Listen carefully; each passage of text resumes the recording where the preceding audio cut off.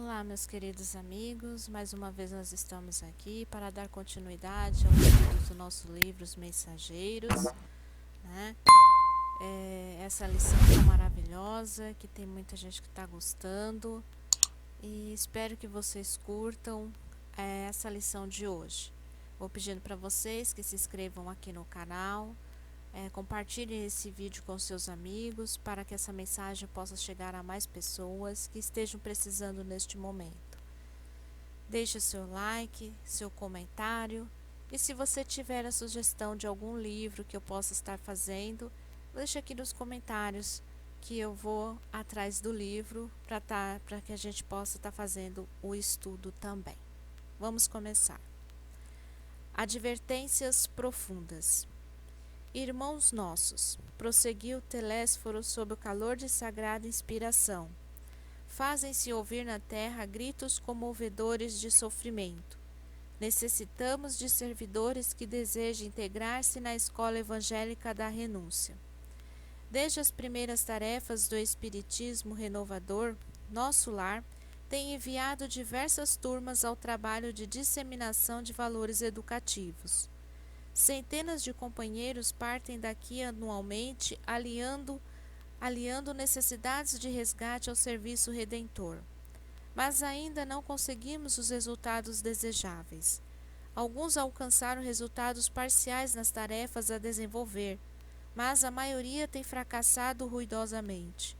Nossos institutos de socorro debalde movimentam medidas de assistência indispensável.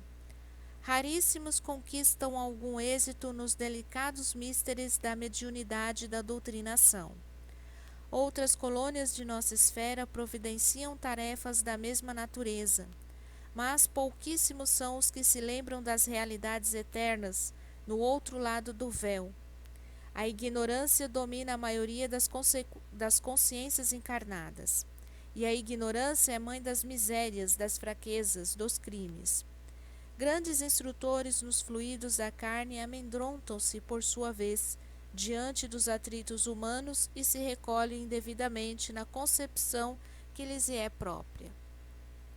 Esquecem-se de que Jesus não esperou que os homens lhe atingissem as glórias magnificentes e que, ao invés, desceu até o plano dos homens para amar, ensinar e servir.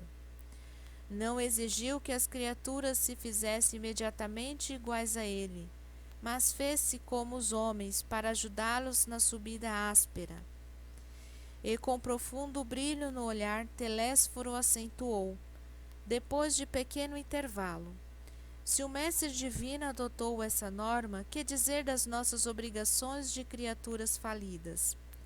Abstraindo-nos das necessidades imensas de outros grupos, procuremos identificar as falhas existentes naqueles que nos são afins. Em derredor de nós mesmos, os laços pessoais constituem extenso campo de atividade para o testemunho. Cesse para nós outros a concepção de que a terra é o vale tenebroso, destinado a quedas lamentáveis, e agasalhemos a certeza de que a esfera carnal é uma grande oficina de trabalho redentor. Preparemo-nos para a cooperação eficiente e indispensável. Esqueçamos os erros do passado e lembremo-nos de nossas obrigações fundamentais. A causa geral dos desastres mediúnicos é a ausência da noção de responsabilidade e da recordação do dever a cumprir. Quantos de vós fostes abonados aqui, por generosos benfeitores que buscaram auxiliar-vos, condoídos de vosso pretérito cruel?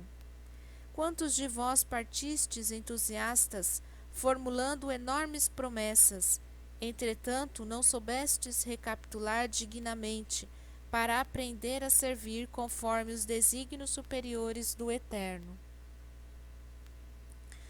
Quando o Senhor vos enviava possibilidades materiais para o necessário, regressáveis à ambição desmedida, ante o acréscimo de misericórdia.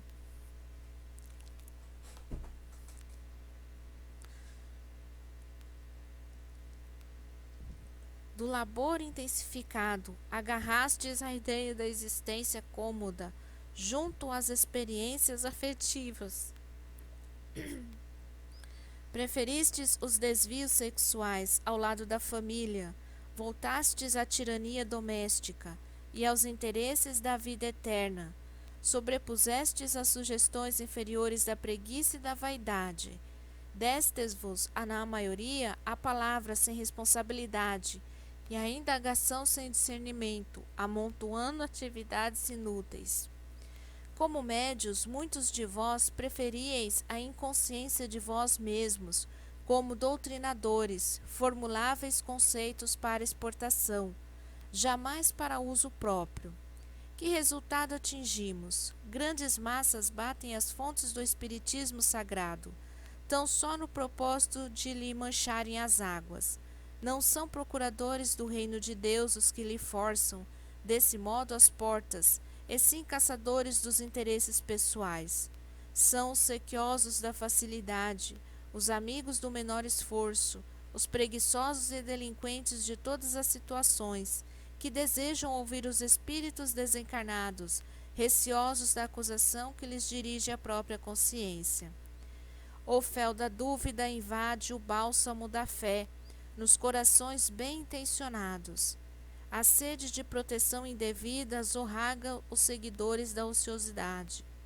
A ignorância e a maldade entregam-se às manifestações inferiores da magia negra. Tudo por quê, meus irmãos? Porque não temos sabido defender o sagrado depósito, por termos esquecido, em nossos labores carnais, que Espiritismo é revelação divina para a renovação fundamental dos homens. Não atendemos ainda como se faz indispensável a construção do reino de Deus em nós. Contudo, não abandonemos nossos deveres a meio da tarefa. Voltemos ao campo, retificando as semeaduras. O Ministério da Comunicação vem incentivando esse movimento renovador. Necessitamos de servidores de boa vontade, leais ao espírito da fé. Não serão admitidos os que não desejarem conhecer a glória oculta da cruz do testemunho, nem atendem aqui os que se aproximem com objetivos diferentes. Aqui estamos todos, companheiros da comunicação, endividados com o mundo, mas esperançosos de êxito em nossa tarefa permanente. Levantemos o olhar. O Senhor renova diariamente nossas benditas oportunidades de trabalho. Mas, para atingirmos os resultados precisos, é imprescindível sejamos seguidores da renunciação ao inferior. Nenhum de nós, dos que aqui nos encontramos, está livre do ciclo de reencarnações na crosta. Todos, portanto, somos sequiosos de vida eterna. Não olvidemos desse modo o calvário de nosso Senhor, convictos de que toda saída dos planos mais baixos deve ser uma subida para a esfera superior. E ninguém espere subir espiritualmente sem esforços, sem suor e sem lágrimas. Nesse momento cessou a preleção de Telésforo, que abençoou a assembleia, mostrando o olhar infinitamente brilhante e aceitando em seguida o braço de Aniceto para afastar-se.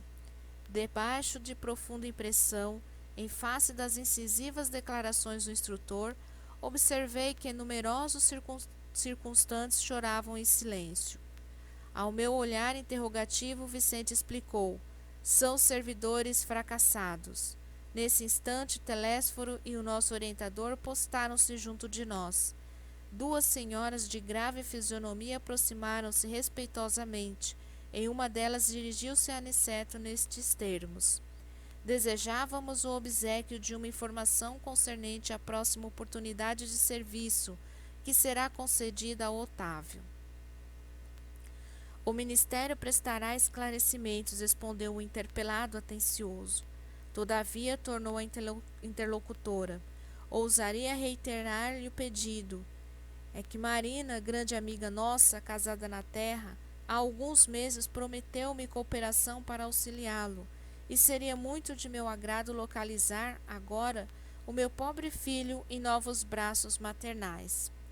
Aniceto esboçou um gesto de compreensão, sorriu e esclareceu sem afetação.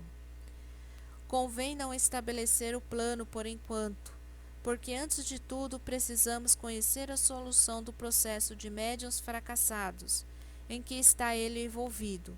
Somente depois, minha irmã. Volvi os olhos para o Vicente, sem ocultar a surpresa, mas enquanto as senhoras se retiravam conformadas, Aniceto dirigia-nos a palavra. Tenho serviços imediatos em companhia de Telésforo. Deixo-os a todos em estudos e observações aqui no centro de mensageiros. Retirou-se Aniceto com os maiores, e um companheiro declarou alegremente: podemos conversar. Nosso orientador explicou-me, Vicente solícito. Considera trabalho útil toda conversação sadia que nos enriqueça os conhecimentos e aptidões para o serviço. Pelas nossas palestras construtivas, portanto, receberemos também a remuneração devida à cooperação normal. Curioso e surpreendido, indaguei. E se eu tentasse voltar aos assuntos inferiores da terra, esquecendo a conversação edificante? Vicente sorriu e retrucou.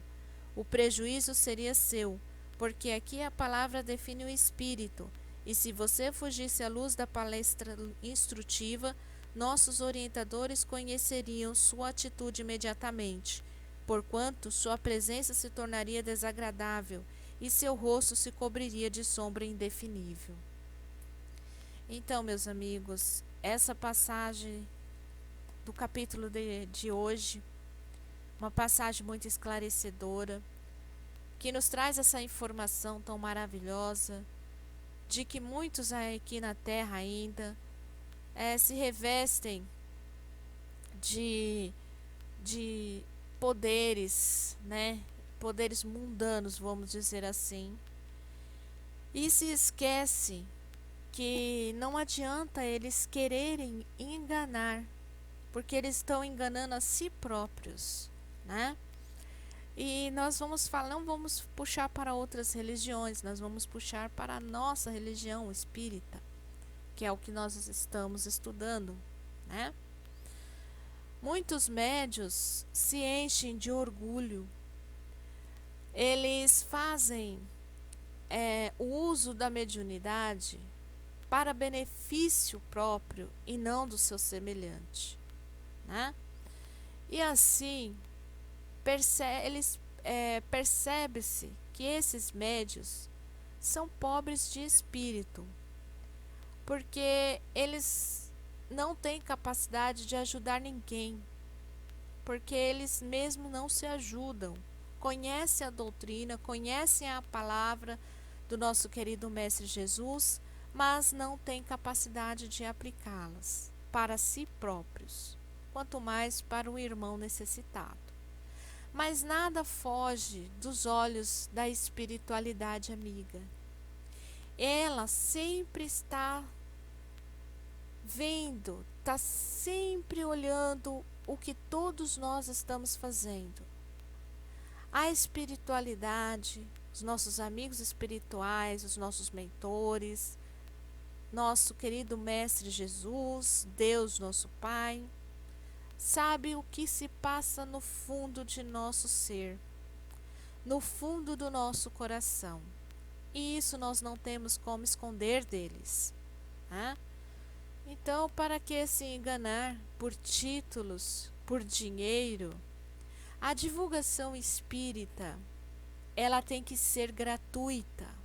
Não pode haver cobrança, exigência de nenhum tipo. Não deve se transformar a casa espírita, que é para acolher os irmãos que estão necessitados, os irmãos que estão em sofrimento, ela não pode se tornar um objeto de comércio, né? Como nós vemos em muitas casas espíritas, casas que muitas vezes até cobram, né? Para fazer um tratamento, para fazer uma cirurgia espiritual, né? Ou então constrange os seus frequentadores para estar contribuindo com alguma coisa, pedindo alguma coisa. Aquele que sentir em seu coração em ajudar, irá ajudar. Sabemos que numa casa espírita tem gastos, sabemos, mas nem por isso podemos chegar nos frequentadores e fazê-los tomar parte disso como que se fosse uma obrigação de cada um, né? Então é assim, nós devemos ter em mente que o que estamos aprendendo nós devemos dar gratuitamente para os nossos irmãos, né? Todos nós que estamos estudando a doutrina espírita temos a condição de auxiliar o nosso irmão necessitado. Todos nós que se propõem a fazer o bem, Deus estará sempre ajudando e sempre colocando situações em nossos caminhos para que nós possamos fazer o bem, para que nós possamos pôr em prática os ensinamentos recebidos, né?